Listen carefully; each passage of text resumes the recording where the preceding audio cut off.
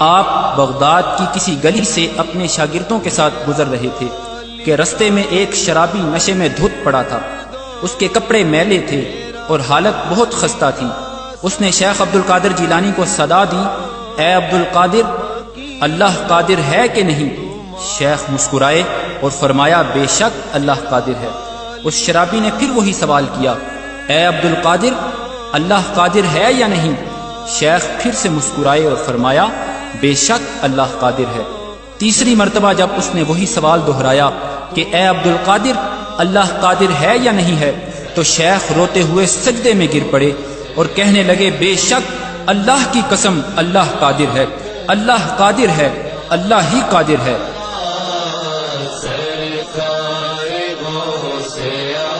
پھر انہوں نے اپنے شاگردوں کو حکم دیا کہ اس شرابی کو یہاں سے اٹھاؤ، اسے نہلاؤ اور کھانا کھلاؤ۔ ان کے شاگرد بہت حیران ہوئے اور شرابی کے سوال کی حقیقت پوچھنے لگے، تو شیخ نے فرمایا کہ اس کے پہلے سوال کا مطلب تھا کہ کیا اللہ میری توبہ قبول کرنے پر قادر ہے یا نہیں؟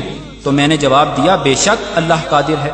اس کے دوسرے سوال کا مطلب تھا کہ کیا اللہ مجھے تمہارے مقام تک پہنچانے پر قادر ہے یا نہیں؟ تو میں نے جواب دیا، بے شک اللہ قادر ہے۔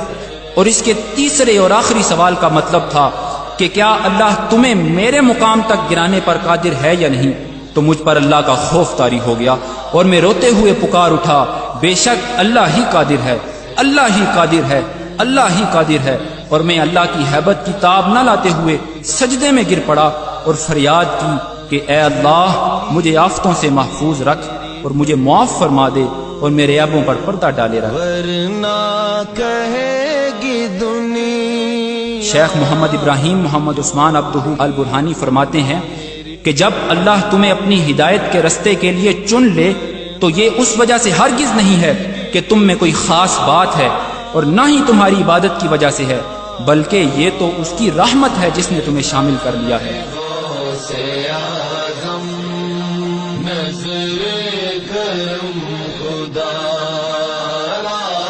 اور وہ اسے کسی بھی لمحے تم سے چھین سکتا ہے، لہٰذا کوئی بھی شخص اپنے عمل یا عبادت کی وجہ سے دھوکے میں نہ رہے کہ وہ بھولے بھٹکوں کو حقارت کی نظر سے دیکھنے لگے، کیونکہ اگر تم پر اللہ کی رحمت نہ ہوئی ہوتی تو آج اس کی جگہ تم ہوتے۔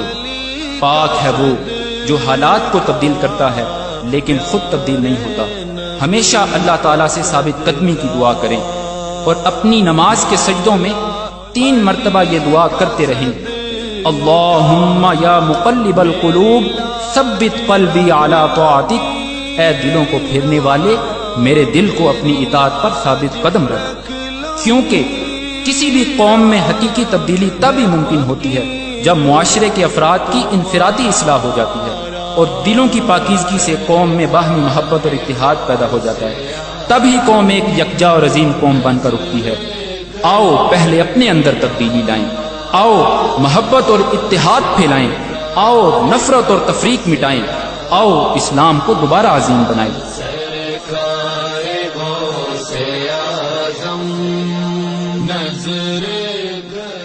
آپ سب بھائیوں سے گزارش ہے کہ آؤ آپ بھی ہمارے مقصد میں ہمارا ساتھ دو۔ اللہ ہم سب کا حامی و ناصر ہو۔